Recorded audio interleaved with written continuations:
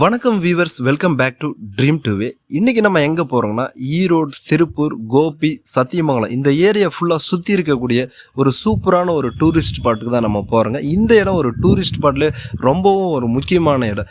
இந்த இடம் ஒரு வாட்டர் ஃபால்ஸ் மட்டும் இல்லாமல் ஒரு தடுப்பு அணையும் கூட, ரொம்ப பழமையான ஒரு அணை. வாங்க நம்ம இந்த வீடியோக்குள்ளே போகலாம்.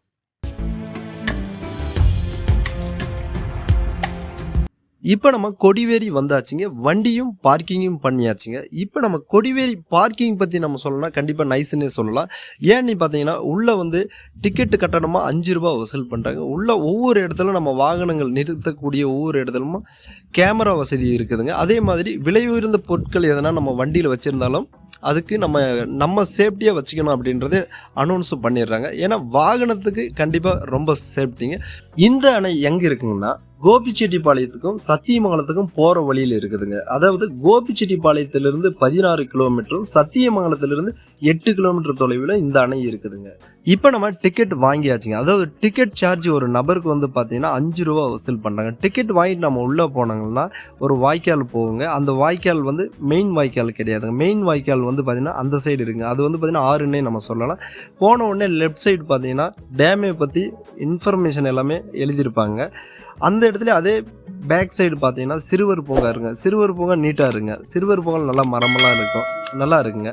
உள்ளே நம்ம டெட் எண்டு போனாங்கன்னா டேமுடைய அந்த தண்ணி வர இடத்தினுடைய வியூ பாயிண்ட் எல்லாம் நம்ம பார்க்கலாம். இந்த டேம் 1125 கொங்கல்வன் வெட்டுவ கவுண்டர் மன்னரால் கட்டப்பட்டதுங்க. அதாவது இந்த டேமுடைய ரிவரை என்ன நேம் வச்சு சொல்லுவாங்கன்னு பார்த்தோம்னா பவானி ரிவர்னு சொல்லுவாங்க. இந்த பவானி ரிவர் எங்கேருந்து வருதுன்னு பார்த்தீங்கன்னா கோயம்புத்தூர் டிஸ்ட்ரிக்டில் உள்ள பில்லூர் டேமில் இருந்து சத்தியமங்கலத்து பக்கத்தில் இருக்கிற பவானி டேமுக்கு தண்ணி வருதுங்க. அந்த டேம்லேருந்து கொடிவேரி வருது. கொடிவேரியிலிருந்து ஸ்ட்ரைட்டாக நம்ம பார்த்தீங்கன்னா பவானி, அதாவது கூடுதுறைக்கு இணையுதுங்க.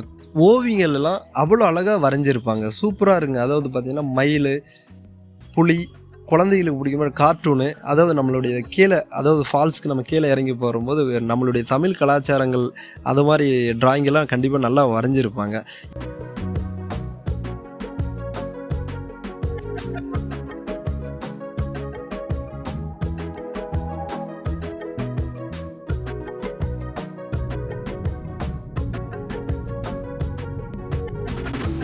சிறுவர் பூங்காவை பார்த்துட்டு நம்ம வரும்போது டேமுடைய வியூ பாயிண்ட்டே நம்ம மேலே ஏறி பார்க்கலாங்க. அதாவது டேமுடைய வியூ பாயிண்ட்டு, டேமுடைய அந்த ஃபால்ஸ் வாட்டர் கீழே கொட்டுறது எவ்வளோ அழகாக தெரியுங்க.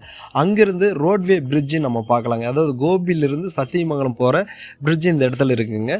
சூப்பராக இருக்குங்க. வாங்க இப்போ நம்ம ஃபால்ஸை நம்ம பார்க்க போகலாம். என்னடா நம்ம ஃபால்ஸுன்றோம் டேம்னு சொல்கிறோம் அப்படின்னு நினைக்காதீங்க. கண்டிப்பாக இது ஆற்றினுடைய தடுப்பணைங்க. ஆனால் இதனுடைய வியூ பாயிண்ட் எல்லாமே நமக்கு எப்படி தெரியும்னு பார்த்தீங்கன்னா ஃபால்ஸ் மாதிரி தான் தெரியுங்க. அதாவது நம்ம ஃபால்ஸுன்னு நம்ம சொல்லலாம், டேமுன்னு சொல்கிறாங்க. அதாவது இந்த டேமுடைய மொத்த பரப்பளவு லென்த்து எவ்வளோ இருக்குன்னு பார்த்தீங்கன்னா 151.18 மீட்டருங்க.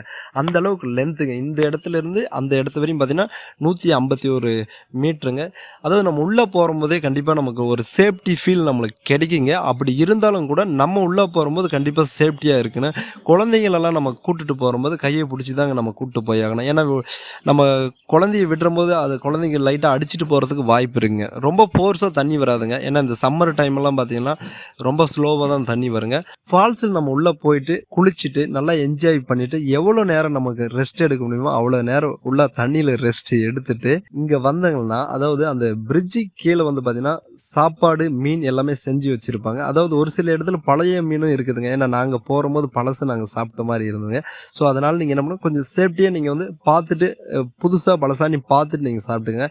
நல்லா சாப்பிட்டு நம்ம திரும்பவும் மேலே ஏறி அந்த பிரிட்ஜு மேலே இருந்து கண்டிப்பாக நம்ம ஒரு வியூ பாயிண்ட்டை பார்த்தா வேறு லெவலாக இருக்குங்க. அந்த அளவுக்கு இருக்குங்க. ஏன்னா ஃபால்ஸை நேரடியாக ஒரு சமநிலையில் நம்ம பார்க்குற மாதிரி இருக்குங்க.